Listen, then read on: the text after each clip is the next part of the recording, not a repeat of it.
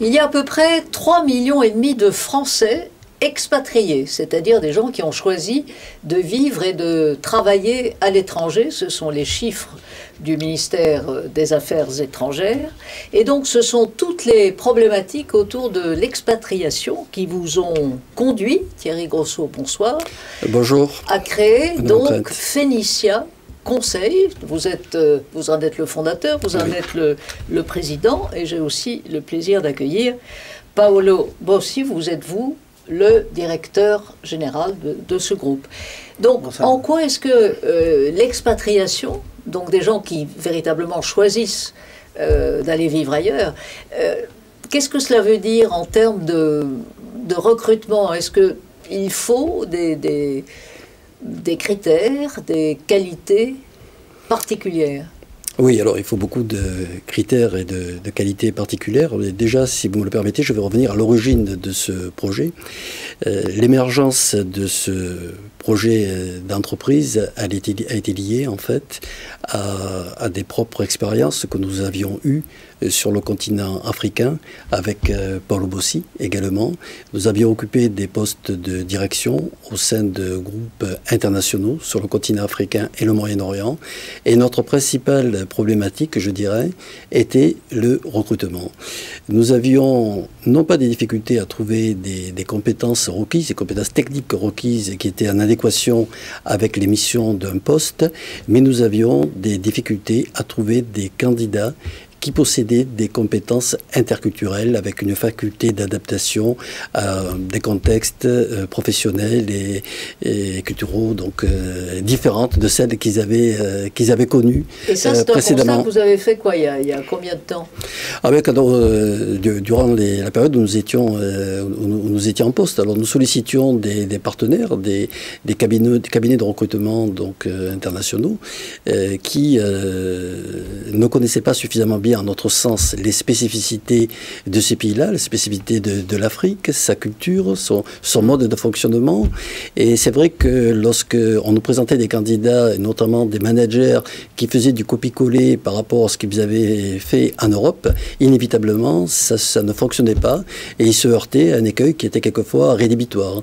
Et puis, encore une fois, ces personnes-là ne s'inscrivaient pas véritablement dans la durée de par leurs difficultés d'adaptation. Donc, fort de cela, à l'époque, j'avais trouvé intéressant de développer un projet personnel d'un cabinet ouvert sur le monde, ouvert sur toutes les cultures, pour aider nos clients, aider tous ces groupes qui ont des besoins de recherche de candidats, mais aider également les candidats à construire un projet professionnel en se positionnant comme un véritable architecte, je dirais, des ressources humaines. Oui, parce que le projet personnel, ça veut dire l'individu lui-même, souvent des hommes, enfin il y a aussi des femmes qui s'expatrient, et des familles. Donc, Paolo Bossi, quels sont ces critères d'adaptabilité culturelle? Comment est-ce que vous les décelez? Comment est-ce que vous les mesurez? Oui, d'abord, il faut juste faire une petite précision. Nous avons une expatriation forcée, une expatriation cherchée. Et une expatriation, ça veut dire, c'est quoi la différence? Il y a des personnes qui vraiment exigent et disent, je veux aller à l'étranger parce que je veux faire une expérience de vie, etc. Des autres, c'est, non, je vais suivre mon conjoint, j'ai les enfants qui vont avec la famille, etc.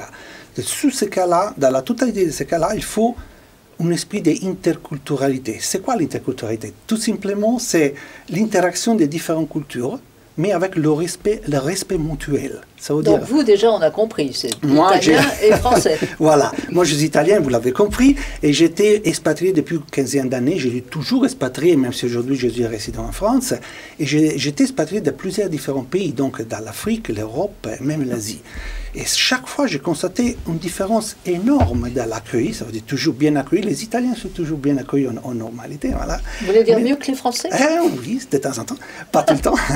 Mais on a surtout, on a constaté l'importance de s'adapter, d'écouter, de se mettre en question. Quand on arrive dans un pays, idéal de écouter les autres, pas seulement imposer voilà, le propre point de vue. Bien évidemment, l'expatriation, c'est aussi importer, faire apprendre propre expérience, parce que sinon on ne prend pas un expatrié si vous avez déjà des personnes capables en locaux. Donc l'idéal, comme il est né l'expatriation, il est importer des expériences étrangères pour passer les expériences à les personnes qui travaillent en locaux. Mais c'est pas, comme elle a dit Thierry, c'est pas importer, copier-coller, qu'est-ce que vous avez fait dans votre pays. Donc il faut bien importer, essayer, mais s'adapter à la mentalité, à la religion, à la façon de faire, etc. Donc être toujours ouvert vers les autres, essayer de parler, essayer d'échanger pour s'adapter à les pays. Thierry Grosso, et ça marche? Oui, Félicia, oui, ça conseil. marche. Vous êtes dans combien de pays? Alors nous sommes implantés dans 7 pays du continent africain. Alors oui, ça marche car nous développons... Des pays francophones essentiellement des pays francophones, même si on aimerait progressivement avoir un maillage un peu plus important et s'implanter dans des pays anglophones. Et ça marche car nous développons une véritable relation de proximité avec des candidats. Nous savons que nous sommes sollicités pour des postes qui sont récurrents, comme des ingénieurs génie civil, des directeurs de travaux, par exemple. Et nous sommes organisés en fait par experts de métier dont le rôle en fait est de développer une CVTech performante, et en travaillant comme cela, ça nous permet d'être très réactifs lorsque nous avons une demande qui est effectuée par l'un de nos clients, parce qu'en fait on fait tout ce que peut pas faire une direction des ressources humaines. On a le mérite de suivre dans la durée les candidats, nous intéressons à leur projet professionnel, leur degré de satisfaction dans le poste qu'ils occupent, aux perspectives d'évolution qu'ils pourraient avoir, et surtout leurs souhaits. En fait, c'est une carrière professionnelle, c'est un voyage dans le temps. Donc nous les aidons à agrémenter leur voyage et en leur proposant des opportunités qui sont adaptées à leurs attentes. Et vos clients, c'est le secteur privé ou il y a aussi des États africains ou des agences publiques africaines qui font appel à votre expertise? Non, nos clients sont des groupes privés essentiellement, dont des groupes de BTP, de TP, des groupes qui interviennent dans l'énergie, dans la distribution automobile, dans la santé également, qui nous sollicitent pour des compétences techniques bien précises. Et donc vous assurez aussi un suivi des gens qui vous sont confiés en quelque sorte? Oui, absolument. En fait, les statistiques aujourd'hui sont que 84% des expatriés partent avec leurs conjoints. 80% des difficultés qui sont rencontrées sont liées aux conjoints. Donc nous mettons tous les ingrédients pour que les personnes puissent s'adapter de la meilleure des façons dans le pays.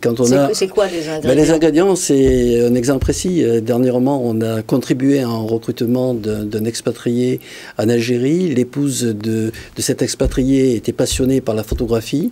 Nous lui avons permis de faire de la photographie, de rejoindre une association qui lui a proposé des cours de photographie. C'est peu, mais c'est beaucoup ce que l'on fait. Et on s'implique beaucoup durant cette période sur l'intégration du candidat.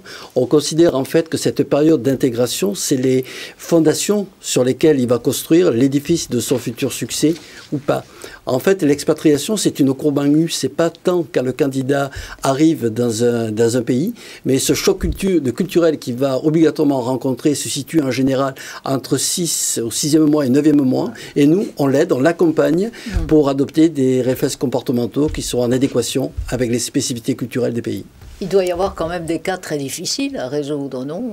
Des gens à qui vous conseillez carrément de rentrer chez eux? Oui, alors nous, on s'engage tellement dans la prise de poste de la personne, dans la période d'essai, qu'on donne, je pense, le seul cabinet sur certaines en France, qui en donne même une garantie. On est capable de dire, on s'engage, si la personne n'est pas retenue dans la période d'essai, on est prêt à donner en partie un remboursement de 50% de notre commission, notre fee. Ça s'engage tellement notre cabinet que ce n'est pas notre intérêt de suivre le candidat, quand vous trouvez, comprendre, essayer de changer la route si quelque chose ça ne marche pas, surtout le premier 3 mois, 6 mois, c'est le plus délicat.